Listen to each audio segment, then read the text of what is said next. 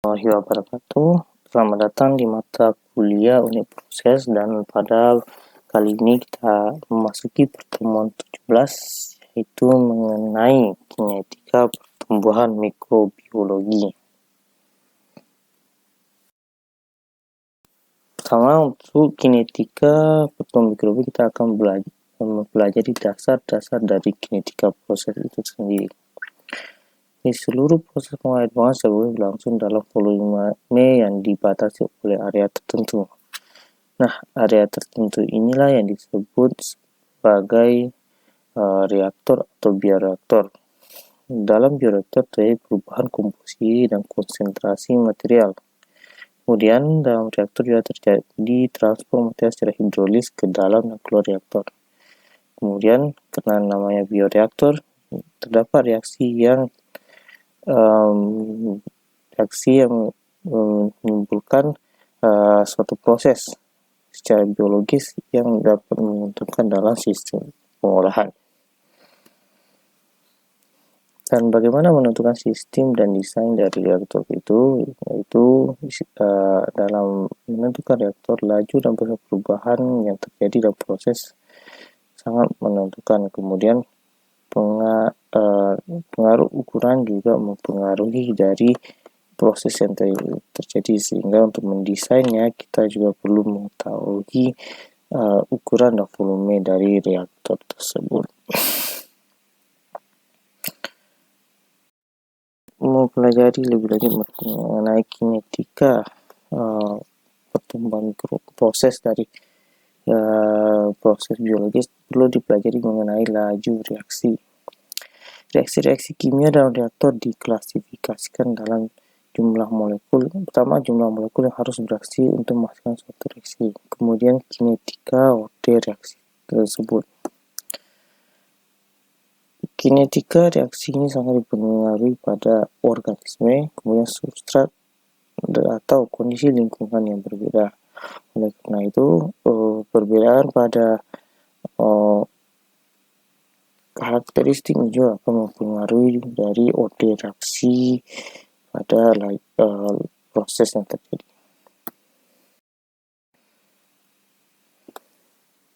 Kemudian dalam laju reaksi terdapat hubungan antara konsentrasi reaksi dan orde reaksi. Karena itu dapat dituliskan dalam rumus laju sama dengan konsentrasi pangkat N. Jika konsentrasi ini ditulis dalam bentuk logaritma, maka akan menjadi log laju sama dengan N log konsentrasi. Dengan adanya persamaan dua ini, maka orde reaksi dan laju reaksi hasil ekstrim dapat diinterpretasikan. Lalu bagaimana orde reaksi? Logaritma laju perubahan konsentrasi reaktan pada rentang tertentu yang diplotkan sebagai fungsi logaritmis dari konsentrasi akan membentuk garis lurus. Nah, untuk dalam penentuan orde reaksi, kemiringan atau slope dari garis inilah yang disebut sebagai orde reaksinya. Ada berbagai jenis dari orde reaksi sendiri. Pertama itu reaksi orde 0, yang artinya dalam orde ini laju reaksi tidak tergantung konsentrasi dan tidak ada perubahan laju reaksinya. Kemudian terdapat juga reaksi orde 1 yang menandakan laju reaksi berbanding lurus dengan konsentrasi dari reaktan. Kemudian ada lagi reaksi orde 2 yang menggambarkan laju sebanding dengan konsentrasi kuadrat. Dan terakhir ada orde reaksi berupa pecahan yang khususnya terjadi pada kultur biologis tercampur untuk solusi orde reaksi, dan ini digunakan nilai integer. Dan inilah kira-kira setiap orde reaksi jika kita plotkan dalam grafik log konsentrasi dan laju. Itu reaksi orde 0. Reaksi berjalan pada laju yang tidak tergantung konsentrasi suatu reaktan, Sebagai contoh, konversi reaktan tunggal menjadi produk tunggal. Jadi pada reaksi ordinal, reaktan dan produk tidak mengalami perubahan secara konsentrasi. Jika konversi menjadi kinetika ordinal, laju menghilangnya A, sehingga rumus dapat digambarkan seperti ini.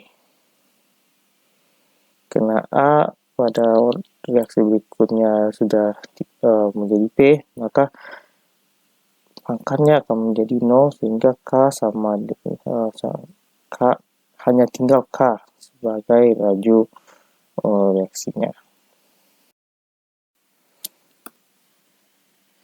Jika C merupakan konsentrasi A pada suatu waktu T, maka persamaan dapat ditulis sebagai berikut. DC per DTE sama dengan K minus karena A di sini mengalami pengurangan.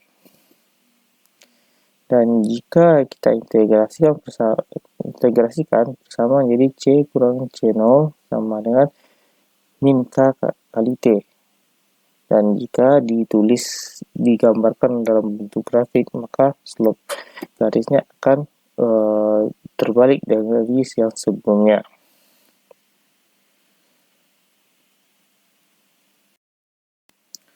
Berikutnya adalah reaksi OD1.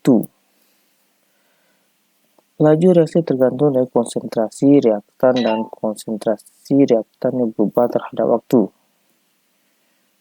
Dan pada OD1 hubungan ini tidak linear seperti pada OD0. Sehingga perubahannya bisa digambarkan seperti ini. Dan di sini terlihat bahwa tidak berbeda pada ordinal. Di sini pada konsentrasi pangkat N diganti dengan angka seperti min C.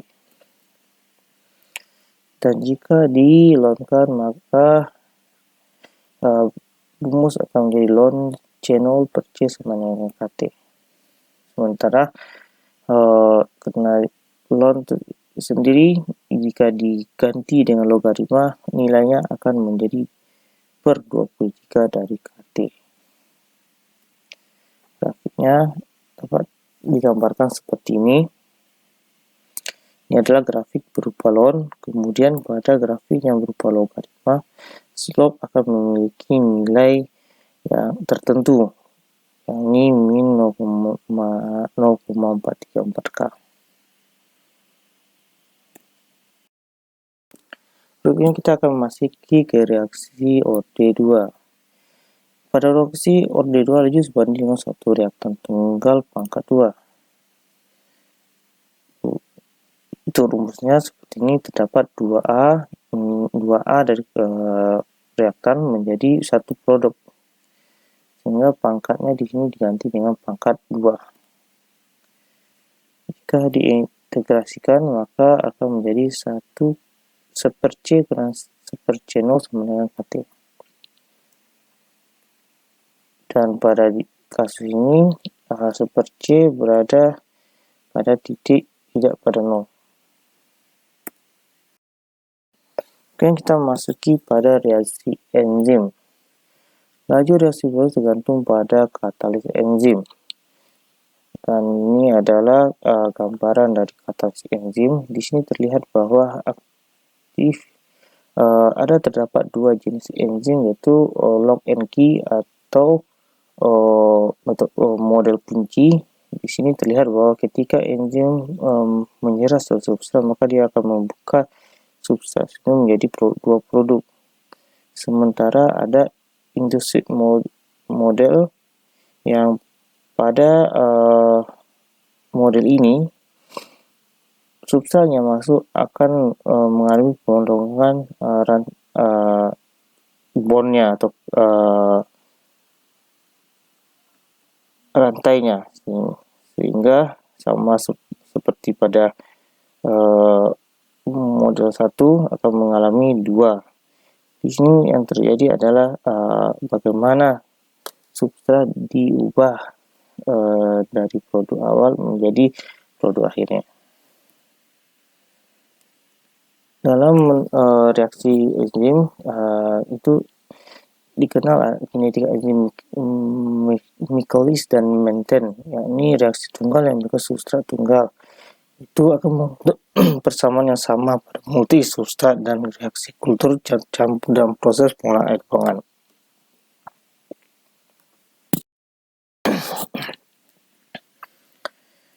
Rumusnya dapat dituliskan seperti berikut. Dengan K1 adalah konstan kecepatan pembentuk ES kompleks, sementara K2 adalah kecepatan pemecahan S kompleks ke E dan S, dan ketiga adalah konstanta kecepatan konversi S kompleks menjadi enzim bebas dan produk P. Enzim sangat efisien dalam mengkatalis suatu reaksi.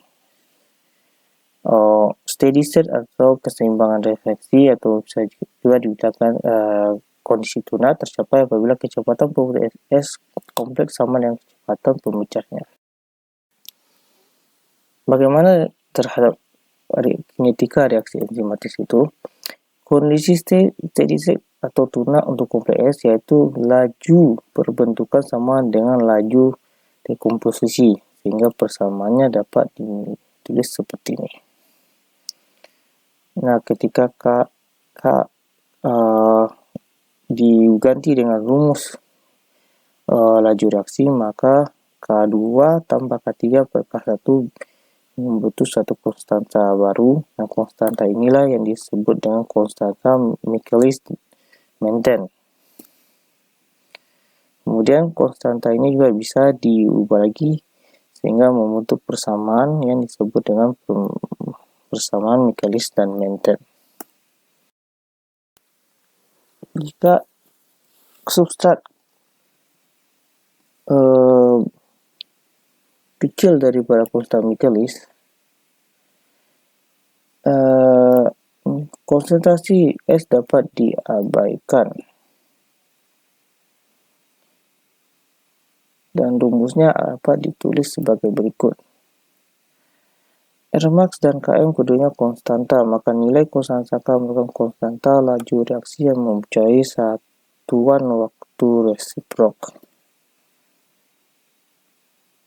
Karena substrat bisa diabaikan, maka rumus akan menjadi K sama Rmax dengan per Km. Substitusi persamaan menjadi berikut. Laju reaksi berbeda konsentrasi substrat sehingga reaksi ini adalah reaksi OD1. Jika substrat sama dengan konstanta Michaelis-Menten, maka konstanta juga disebut konstanta saturasi dan sama dengan konstanta substrat jika laju reaksi sama dengan Rmax per 2. Dan dalam grafik bisa ditulis seperti berikut. Sementara jika substrat besar dari konstanta Michaelis dan Menten, maka nilai konstanta dapat diabaikan sehingga R sama dengan Rmax. Reaksi konstanta dan sama dengan laju reaksi maksimum. Karena itu kinetika reaksinya adalah OD0 dengan laju reaksi tidak tergantung dari konsentrasi substratnya.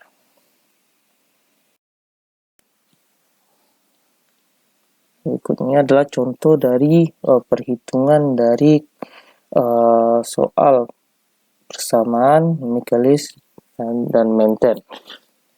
Dari soal diketahui hitung rasio konsentrasi substrat yang dibutuhkan pada 80% Rmax terhadap konsentrasi yang dibutuhkan pada 20% Rmax.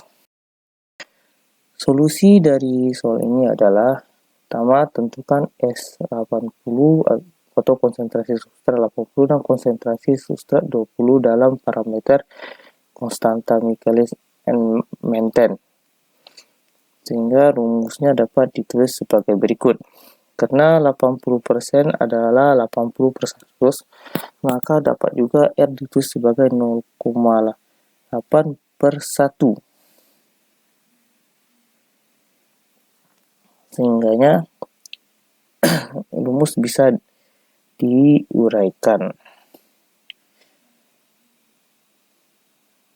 Kemudian rumus ini disamakan antara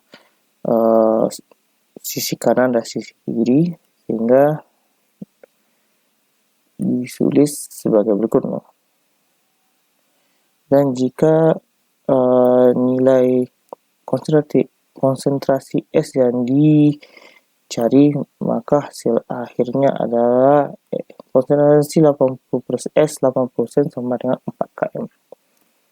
Dengan cara sama, maka didapatkan juga nilai dari konsentrasi S20, yakni 0,25 km. Nah, karena itu rasio dari S80 ke S20 dihitung menggunakan nilai yang diperoleh, sehingga rasionya adalah 18. Ya, demikian untuk pertemuan kali ini. Mudah-mudahan dapat dimengerti, dan untuk selanjutnya ada soal-soal latihan, silakan dikerjakan sebagai pengganti absen hari ini. Terima kasih dan assalamualaikum warahmatullahi wabarakatuh.